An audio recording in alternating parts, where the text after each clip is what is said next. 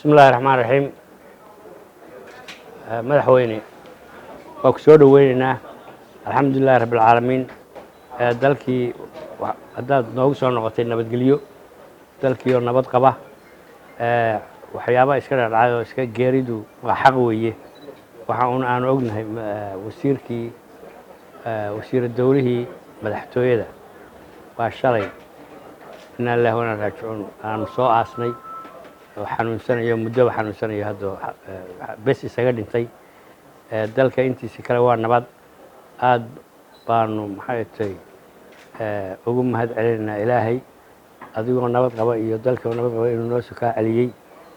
wax mushkilad oo kale ma jiraan waa ku soo dhaweynaa ku soo dhawo madaxweyne ku-xigeenka gudoomiyaha baarlamaanka ku-xigeenka koowaad iyo labaad xildhibaanada golaha wasiirada maayarka magaalada Garowe akhyaarta kale ee halka timid dhamaantiin waan iga mahad celinayaa runtii guriga noqoshadan iyo soo dhaweyntan diiran aad ii samayseen waxaan marka ugu horeysa u tacsiyeenaynaa dhammaan isu tacsiyeenaynaa annaga si gaar ah heladii wasiir dawlihii madaxtooyada ilaahay naxariis janno ha siiyo ee ku geeriyooday shalay magaalada Garowe runtii waa tacsi tiiraanya lahayd oo fajaa ah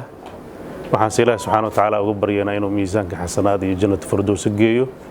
annagana sabar iyo iimaan uu naga siiyo bacdigiisna uu nafidnayn waa runtii geeridaas oo dawladuna si wanaagsan ay u garab istaagtay aaskiisii eheladiisii iyo caruurtiisii meel kasta ay joogaan iyo waan uga wada tacsiyeynaa mar labaad insha Allah ta'ala dabcan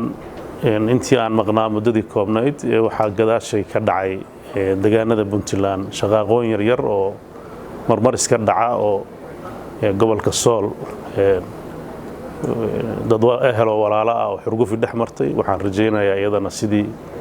madaxweynuhuna baaqa uga soo saaray dadka waxgaradka iyo ay gacanta ugu hayaan Puntland waxaan rajaynayaa iyadana ilaahay idinkiisa intii dhacday aysan wax dambe ku darsoomin ay noqoto wax la soo afqabto duruufahaas dhacaya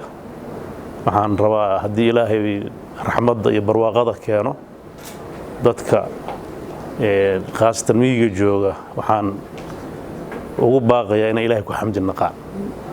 xilliyada barwaaqada waxa soo noqnoqda dagaalada iyo aanooyinka marka waxaan ilaahay ka rajaynayaa inay wacyigoodu kor u kaco isbedel arrinta ku saabsan u yimaado tan labaad waxaan jeclahay inaan dadka reer Puntland oo muddadii u dambeysay iyo Soomaaliyaba dareemayay in xanuunka COVID-19 uu si yaraanayo cabsi baa jirta ee la leeyahay inuu soo rogaal celiyaa dhici karta marka inuusan cidla naga helin maadaama hadda lala qabsado la bartay lana noolaan karo iyadoo oonan shoog badan la qaadin laakiin intii taxadarka ahayd inaan la ilaawin oo la isdhigan waan rajaynaynaa ilaa si dhaba loo iclaamiyo inuu bahalkaasi tagay in dhaqankii laga bartay oo ahaa in salaanta la yareeyo la kala fogaado neefta la ilaaliyo intii la kari karo mar walba in aad loo sameeyo oo aysan maaragtay uusan nagu soo dhuuman mar labaad arrintaas waxaan rajaynayaa iyadana wasaaradihii iyo hay-adihii hawshaas waday inay foojignaantii hore ay wadaan oo ilaa adduunku ka dhagleer gareynayo bahalkaasi u nabaad haddana maadaama diyaaradihii furmeen isku socodkii uu sameysmay waxaa dhici karta si sahlan haddana inuu meel uga soo distuso iyadana insha Allah waxaan rajaynayaa in taxadarkeeda laga muujiyo dabcan waxaan ka imid Djibouti oo muddo dhowr casho aniga iyo wafdi wasiirra aan joognay iyo akhyaar kale waxaan jeclahay maanta inaan halka uga faa'iideysto fursadaas inaan madaxweyne Ismaaciil Cumar Geelle golihiisa xukuumadda iyo dhammaan shacabka reer Djibouti aan uga mahad celiyo sidii diiranayd ehelnimada iyo walaalnimada lahayd noo soo dhaweeyeen muddadii aan joognana shaqooyinkii aan ka lahayn Djibouti ay si habsami leh ay noogu soo wada dhamaadeen laga bilaabo kulamadii madaxweynaha kuwii wasiirada iyo kuwii markaas meelihii ku habboonaa in aan muddada aan joogno aan soo booqonnana si saabsamana soo booqonno dabcan Djibouti waa dad walaalaheena taariikh iyo dhalasho iyo ehelnimo isku kaay xiraysa wax badan oo soo jireen ay ka dhaxeeyeen Djibouti iyo Soomaaliya waliba Puntland oo xuduud badeed la leh xiriir ganacsina la leh waxaan kulankeenu saldhigiisu ahaa in xaaladda dalkana iska wareysano waxa labada dal guud ahaan Soomaaliya iyo Djibouti is wadaarsan karaan gaar ahaan Puntland oo ay is wadaarsan karaan dhinaca horumarka ah iyo xiriirka ganacsina si xoojino khibradaha iyo horumarada ay gaareen aan soo aragno runtii kulan aad wuxuu ahaa wanaagsan oo aan rajeynayno mirihiisa in la arki doono waqtiyada soo socda hadii Ilaahay dabcan sida lala socdo cid walba ay dareemayso dalka Soomaaliya wuxuu galay marxalad kala guur waxa socda maraaxishii madaxweynaadkii dawladda federaalka uu gabagaba yahay oo aan rajeynayno in doorashooyin ay dhacaan runtiina la wada sugayo dabcan sidaad ogtihiin doorashooyinkaas waxaan rajeynaynaa in sida ugu habboon ay ku dhacaan xaaladaha ka soo cusboonaaday siyaasadda Soomaaliya isbedelada ku dhacay shirkii Dhuusamareeb 2 ka dambeeyay dalku galay dabcan xukuumaddii hawsha waday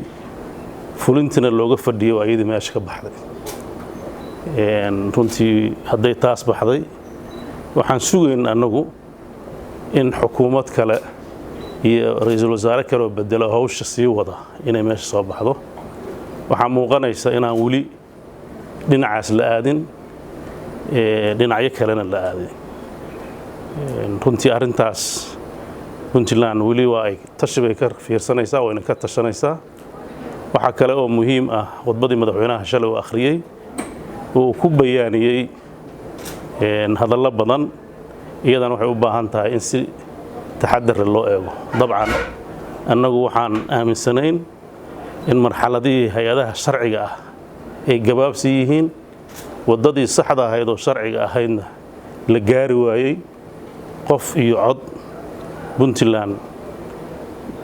ma diidana qof Soomaaliya ma diidi karo maxay la dastuurka ku qoranta laakiin waxa qof walba qiraayay muddada xileedka harsan iyo baahida loo qabo in qof iyo cod la qaaro inay adag tahay taana waxa cadeeyay gudoomiyihii doorashooyinka oo si cad u sheegtay inaysan muddada xilka harsan aysan ku qaban karin haddii wadada sharcigu ay xiranto waxa dabiici ah oo ilaa ay soo jireen ilaa ay 2000 in wada siyaasi la aado xal siyaasi la aado si dalku uu hore ugu socdo Puntland 22 sano ay jirtay 98 jaartarkii ugu horeeyay waxa lagu dhigay in qof iyo cod uu noqdo baarlamaanka soo socday gali doona mar walba oo la gaaro muddo xileedku inuu gabaabsi yahay la arko inaan diyaar garow lahayn waxa la aadaa xal siyaasi ah dalkana hore u socdaa dhibaatana ma dhacdo ilaa hadda laga soo gaalay oo salay halka lagu daafuray oo shahaadooyinka la siiyay 10 urur ay ka soo gudubtay oo aan rajeynayno in muddo xileedka soo socda dalka uu galo doorasho qof iyo cod ah isagoo waqti ku filan haysta wixii loo baahnaa oo sharci ah ama procedure ahaan oo dhan qaybna hadda uu haysto qaybta kalena muddo lagu qaban karo ay harsanta sideedaba xalka sharciga ah wuxuu markuu uu adkaado ayaa xal siyaasi yimaada shirka ka qabsoomaya Dhuusamareeb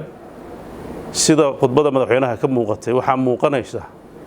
taladii dalka inay baarlamaanka u taalo baarlamaanka laga sugaayo isaga oo go'aanka gaari doono Puntland markii xal siyaasi dhaba u jiro diyaar bay u tahay inay xalka siyaasiga qaybteeda ka qaato hadduu xal sharci jirana sharciga ayuu hoggaansan doontaa haddii ay aragto wax sharciga